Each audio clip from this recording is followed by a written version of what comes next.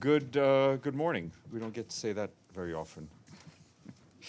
All right, we're delighted to be joined by the co-chairs of the UN80 Working Group on Workstream 2, and the co-chairs are Ambassador Carolyn Schwalger, a permanent representative of New Zealand, and Brian Wallace, a permanent representative of Jamaica to the United Nations. They're here to brief you on their work and their efforts that was passed yesterday with great success, so we welcome you. And we'll give the floor to the permanent representative of New Zealand. Please. Well, good morning, everybody, and thank you very much for the opportunity to brief today. As you will have seen, yesterday the resolution on mandate creation, implementation and review of mandates for a more effective and efficient United Nations was adopted by the General Assembly. That resolution has its origins in Workstream 2 of the UN80 initiative and is the product of 6 months of really intense discussions on the part of member states. The resolution itself has 3 parts. It has a set of principles which speak to our aspirations and our expectations of each other across the UN system when it comes to setting the strategic direction of the organisation. It also has a set of agreed actions, both for member states and for the Secretariat, across the whole mandate life cycle, and it also speaks to how we might improve the way we do system-wide coordination and coherence. And then the third part of the resolution is really the pathway ahead. There was no way in the 6 months of the working group's deliberations that we were going to be able to fully reform the architecture that sits around mandates and how we allocate resources. And so there are some tasks which need further consideration and decision by member states, and we will do that over the year ahead as well. So the resolution itself is quite far-reaching, but it's also practical. It provides for things like the further development of a mandate registry to include or to improve visibility across mandates across the whole system, so we can try and deal with fragmentation and duplication. It requests the Secretary-General to provide more user-friendly report formats, and it does things, for example, like include mandate implementation review clauses as mandatory in new mandates when they are created. So the resolution does call for change on the part of member states and change on the part of the Secretariat as well. When it comes to member states, the resolution is very clear that member states have the sovereign right to bring whatever issues they want to the United Nations, but with those rights come responsibilities. And so the resolution also speaks to discipline and to accountability. And on the Secretariat side of the House, there are firm messages there about effective use of resources, but also giving member states the support, the advice, and the tools that we need to be successful. So we're very proud of the resolution. It's been 6 months of really intensive negotiations, but we know our work is not done. The resolution will mean nothing if we don't go forward and undertake and do the things that we have undertaken to do. So when we took on this job as co-chairs, we knew the UN was facing really unprecedented challenges, and we knew that this mandates resolution process was an opportunity to show our political decision makers, our citizens, but also ourselves as a UN family, that we're up to the challenge of reform, and we're up to transforming in a way that we can better take on contemporary global challenges. So we're very pleased with the outcome yesterday. Thank you. Thank you very much. We'll give the floor to Ambassador Wallace, please.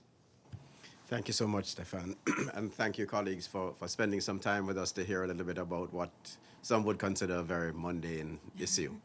But it really does go to the heart of what the UN does and of how the UN identifies itself. What exactly is it that the UN ought to be doing?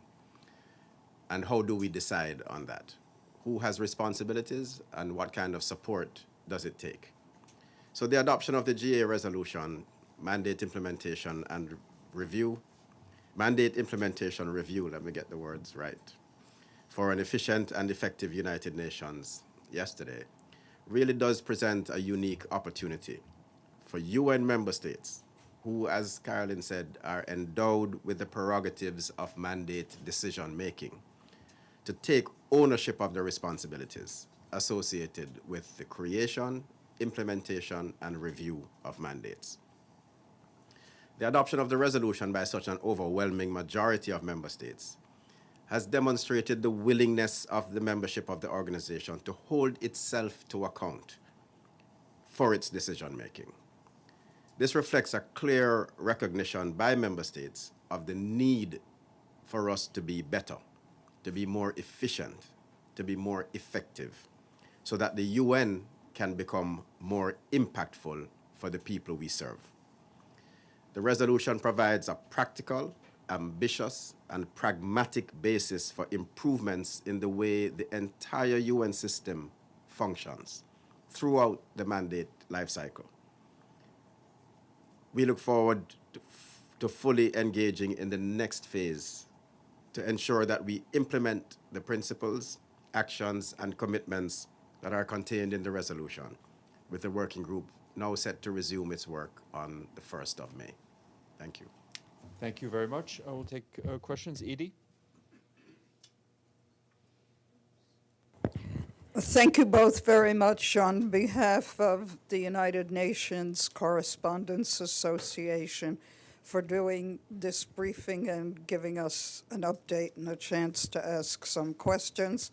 My name is Edith Lederer from the Associated Press.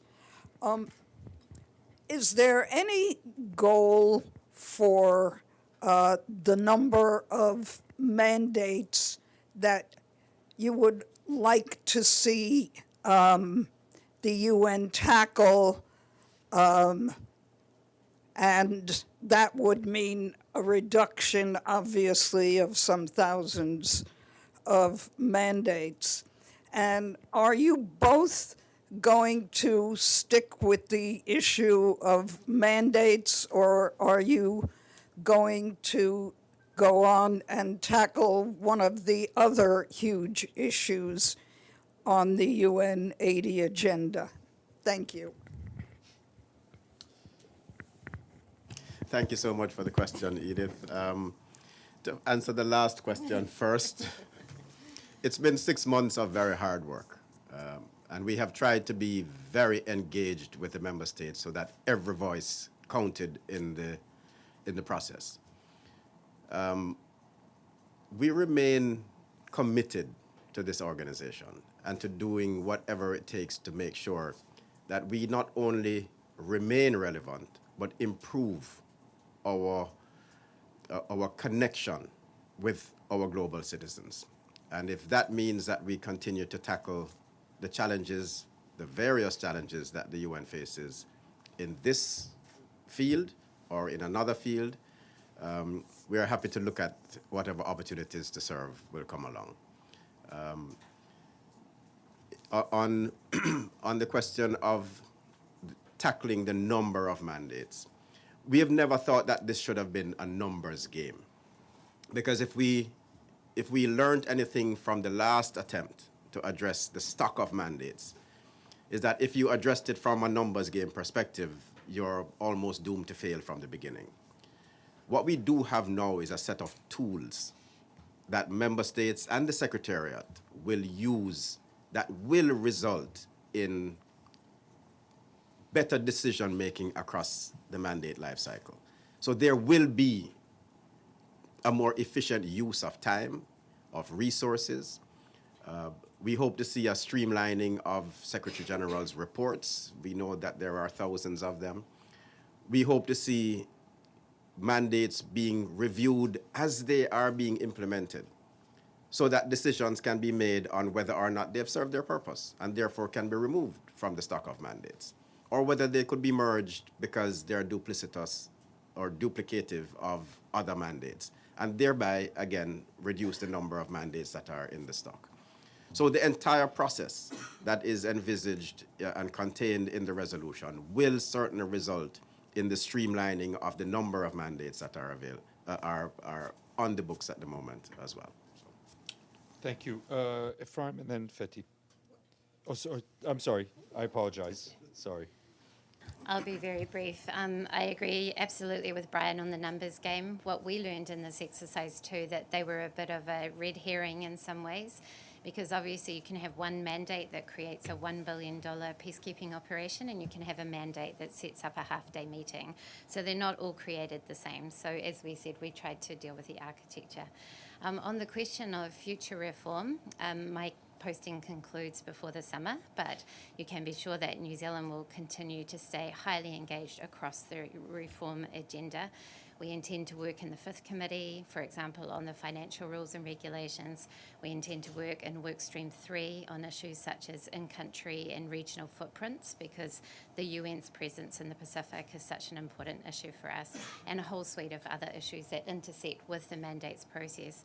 So there are work packages coming in Workstream 3, like expertise on demand, knowledge hubs. All of these need to come together and synthesize together to be a package of really strong and enduring reform that can sustain change for the long term. So you can be sure that New Zealand will be front and center in those efforts as well. Thank you, and I apologize, Ambassador. Ephraim. Thank you so much. Ephraim Kosaifi with Arab News Daily. Madam Ambassador, you mentioned that some of the issues remain to be discussed in the coming few months. Some of them are thorny issues, as we understood. Could you just tell us very briefly what these issues are? And Ambassador Wallace, could you maybe, for the sake of bringing home to the global citizen, as you call them, what in reality and pragmatically better decision-making, more efficient decision-making will result in? How will we see it? What does it look like? Just one example for, for us to understand. Thanks. Thank you. Yes, some of the issues in the period ahead are the thorny ones, but some of them are just simply issues that required more technical input before, as we as member states can make decisions on them. But I think if you have followed the working group's progress, you will know that mandate review was one of the most difficult and thorny issues. It really speaks to the heart of member states' prerogatives. And so establishing the modalities of how we'll do mandate review across the system, and in the GA in particular, General Assembly and its bodies, will be one of the big issues to resolve in the period ahead. And of course, we as member states require the input of the Secretary-General on a number of the other issues. So for example, often reviews and mandate implementation reviews are done exclusively in the bodies from which they originate. But we have made a commitment in the resolution to try and work through how we might do collective reviews across different intergovernmental bodies, and also how might we approach the question of clustered reviews, so thematically based reviews. For example, disabilities. There are disabilities resolutions in the second committee, the third committee, ECOSOC, and of course the Human Rights Council. And at the moment, the system doesn't have any mechanism to work across bodies. So that's one of the other issues that will need to come to fruition in the period ahead. Fethi Abdelhamid and Joe. Oh, I'm sorry. I'm like, my mind is someplace else today. I really apologize. No, I need to find a new job. No, not at all. Thank you for the question. So broadly, we expect that if this resolution is implemented as we envisage it will result in more efficient use of financial resources of the organization. It should result in less meetings, less Secretary General's reports, certainly more streamlined, perhaps more concise, more user-friendly, reports that are more tailored to the end user, not the writer, so that they become more useful. We've heard all these stories about thousands of reports that are published and then sit on a shelf and are never read or never used. So these will make them more usable and therefore more useful for member states to decide on what next steps should be with respect to that particular UN activity. Again, so it cascades in efficiency and resource saving as you go through all of the various tools that are embedded in this.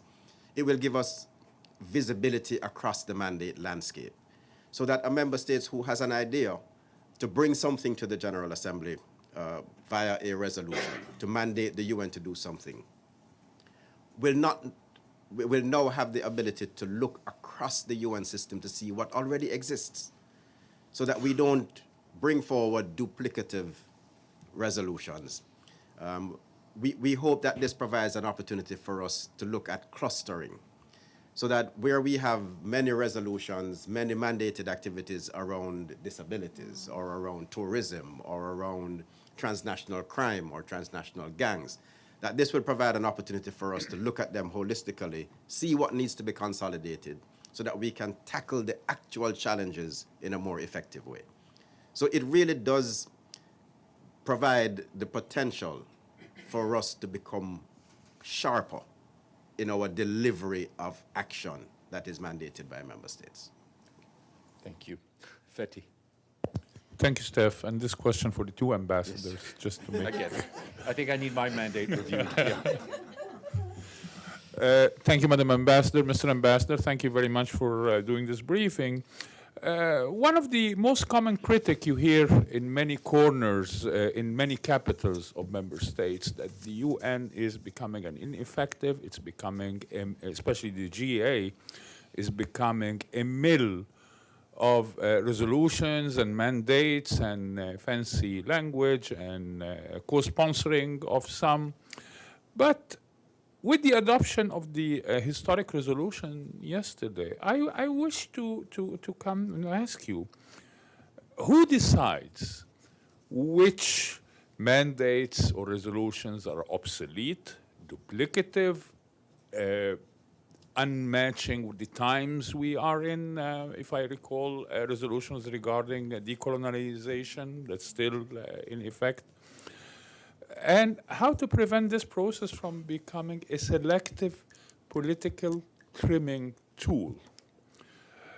And how can member states convince skeptics, the legislators in democratic countries, that this is a genuine reform, rather than another resolution and budget pressures? Of course, we cannot ignore it, dressed up in a reform language. Thank you very much.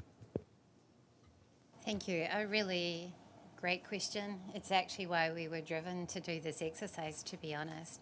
And I think what I can say is one of the most pleasing outcomes of the last 6 months of discussion is how much focus there was on the part of member states, but also the secretariats and also the stakeholders who play such an important role in supporting mandate delivery, that we needed to go back and look at how we're delivering on the ground and how we take a balanced approach across the 3 pillars of the UN's work. Those came through really strongly and are reflected there in the principles that are inside the resolution. But I agree with you, as I said at the beginning, if we don't show our commitment by following through on the undertakings we've made in this resolution, it won't have served any purpose whatsoever. But the answer to your question is, who decides on the future of mandates? It's member states, of course. But member states need some choreography or some organisation, and we need information to do that as well. One of the things that came through really strongly in this process, particularly from small states or delegations with limited capacity, was they just don't have the visibility they need to be able to participate in the strategic direction of the organisation and decisions such as what happens to long-standing resolutions. So part of this exercise is to transfer knowledge from the Secretariat to member states, and that's part of one of the actions included there, to balance the asymmetry of information. So that is why we have sought the Secretary-General's advice on possible mandates that they know as the implementers have gone past their use-by dates or duplicate something that exists in another part of the system, or perhaps even something that's been successfully implemented and doesn't need to be on the books anymore. So part of it's information from the Secretariat, and part of it is organising ourselves in a fashion that doesn't repeat the exercise that was done 20 years ago, where we reviewed only 2 out of 9 clusters of mandates, and I think produced a reduction of less than 30. mandates. So we don't want to do things the way we did it last time. We've learnt the lessons, and we know we need to organise ourselves to do that. And that's why this resolution provides for many different ways to do it. Some of the work will have to be done in the committees and the subsidiary bodies, but as I said earlier, around collective mandate implementation review, some of that has to be done across the system as well. So the biggest difference from this time to last time is the way that we're organising ourselves, and we've committed to organising ourselves. As to the politics associated with some of that question, I'll pass to Brian because he was instrumental in some of the language that supports your question. So, thanks for the question, and I endorse everything except that last part that Carolyn said. So, the UN remains a political organization. This is for me, the biggest value of the organization is its convening power of member states, where we all sit in a room together and make decisions about what to do with the great challenges of humanity. That will remain so. But what this resolution does is it creates a somewhat of a different atmosphere around that decision making. That will encourage more discipline around it. That creates the visibility that allows us to make better decisions. This is not primarily about cost, but it will result in more efficient use of resources. This is really about becoming more targeted and therefore more impactful. After all, that's what the UN was made for. Not for us to simply sit in a room and discuss problems, but to find solutions that can be implemented on the ground. So we expect to see more sharply focused mandates that are better drafted and give clearer instructions with tracking, implementation reviews, targets, etc., so that we know what it is that we are asking member states to provide resources for. We know what impact we are to look for on the ground, and therefore how to measure the success of these resolutions. So the overall result that we're looking for here is better impact on the ground in a more efficient way, without duplicating and fragmenting across the UN system. In some instances, this should result in a streamlining of the bureaucracy that supports implementation as well.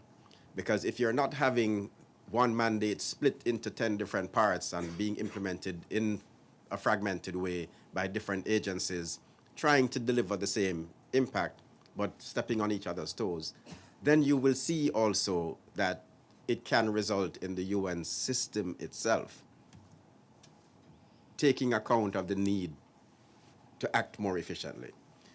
And that's how it will dovetail into Workstream 3 as well. So we expect that the impact of this resolution will be significant. In many ways, it will be relatively easy to see quickly. The idea of member states being required to use a concept note at the outset to explain what their mandate is designed to do, what the indicative cost implications are, etc., is new. That is a different way of doing things in the UN that we expect to see take root almost immediately.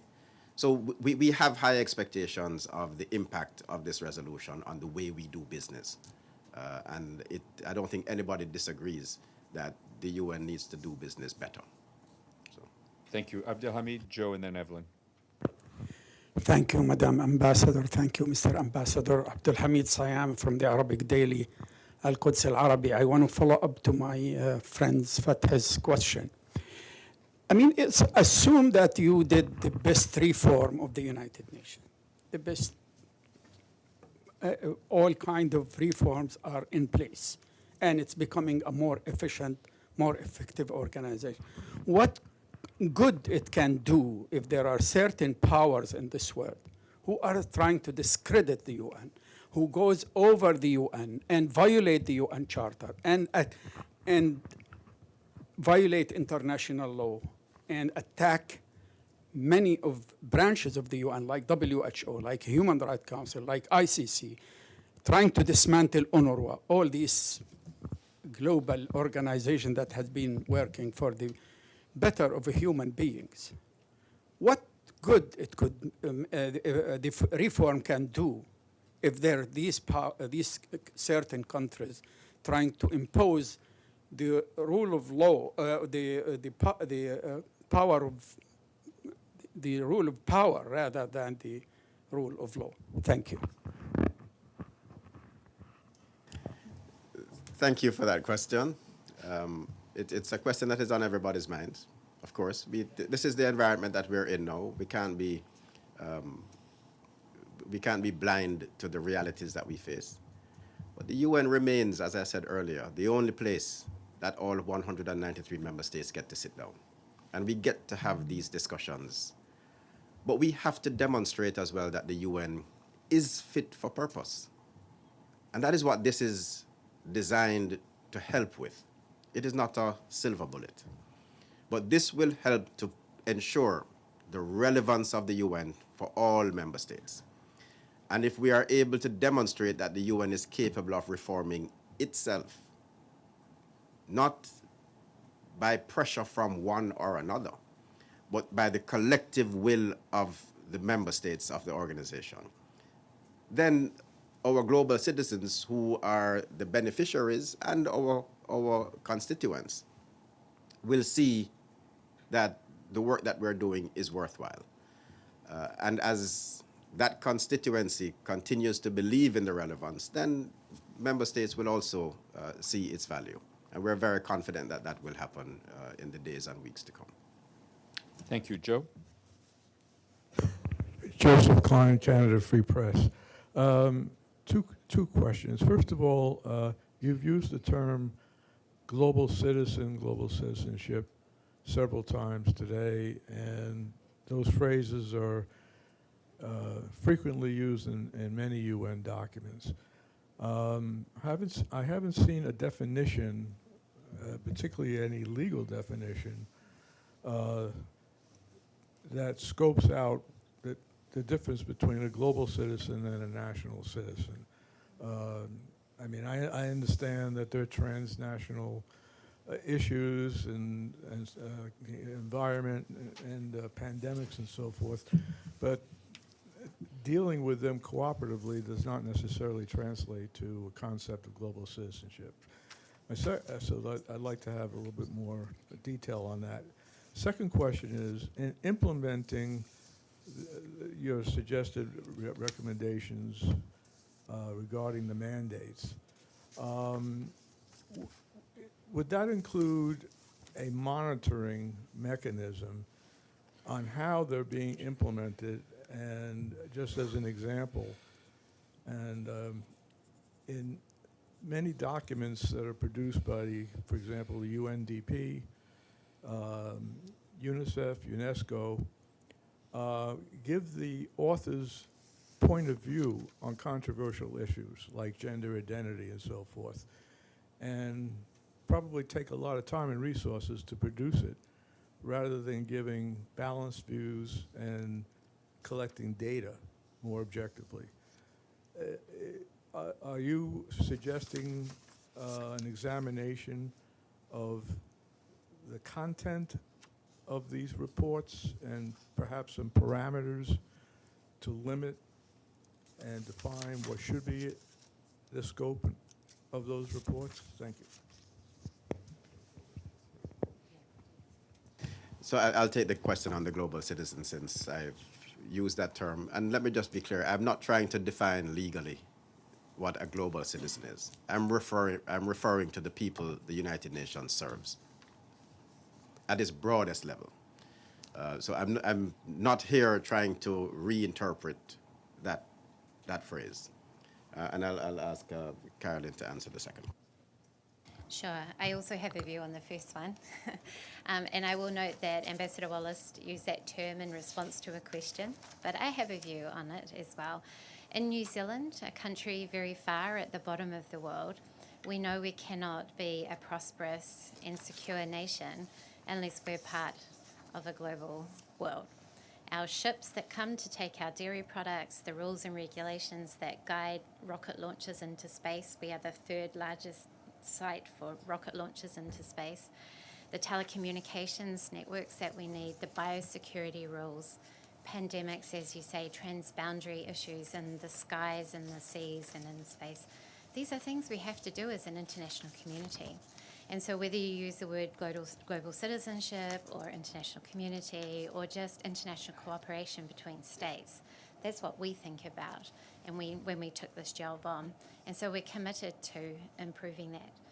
In terms of the ways that reports are written, I hear your statement posed as a question, but I guess what we would say is member states have been very clear about what they expect in reporting.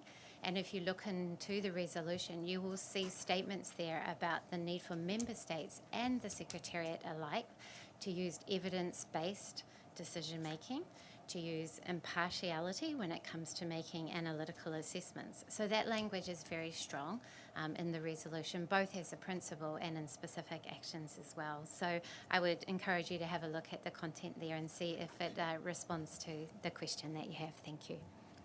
Thank you very much. Evelyn? Thank you, Stefan. You've touched on, Evelyn Leopold. You've touched on this issue before, but many of the delegations will take the microphone for the purpose of getting publicity in their home countries. I don't know how you stop this, but are you getting support for this endeavor from a lot of countries, or do they feel you're intruding on their own publicity machine? Thank you. Thanks for the question. The resolution was adopted yesterday by 168 member states in favor. And we had, the adoption was the result of an engaging process of consultations with all member states in various different formats. And we heard the concerns that were expressed. And some of them expressed concerns about that very issue, the ability to bring visibility to issues of particular concern to them.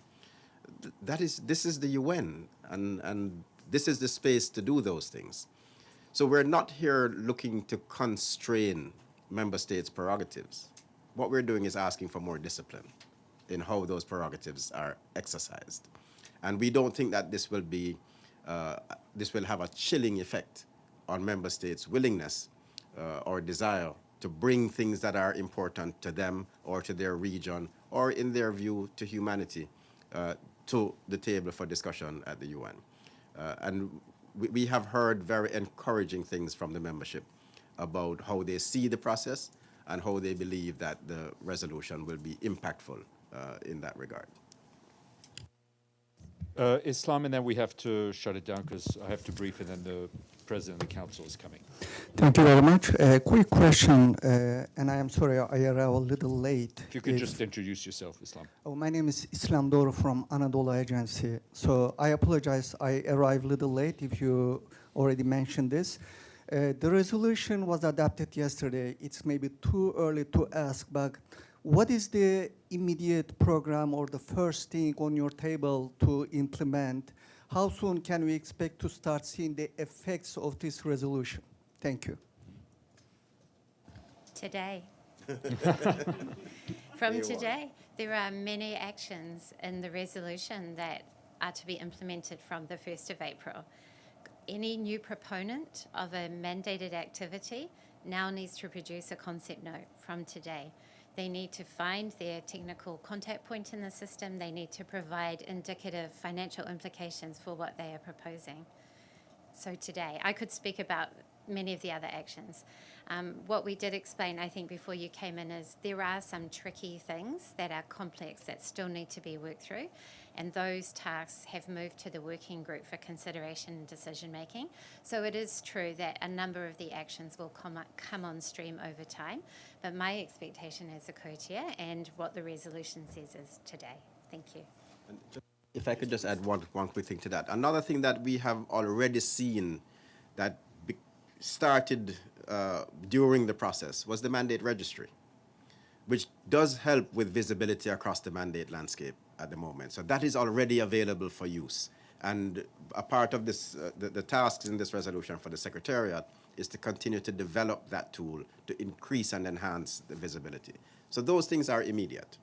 Some of the benefits we would have seen during the process, and the others we committed to yesterday, and they come into effect, as Carolyn said, immediately.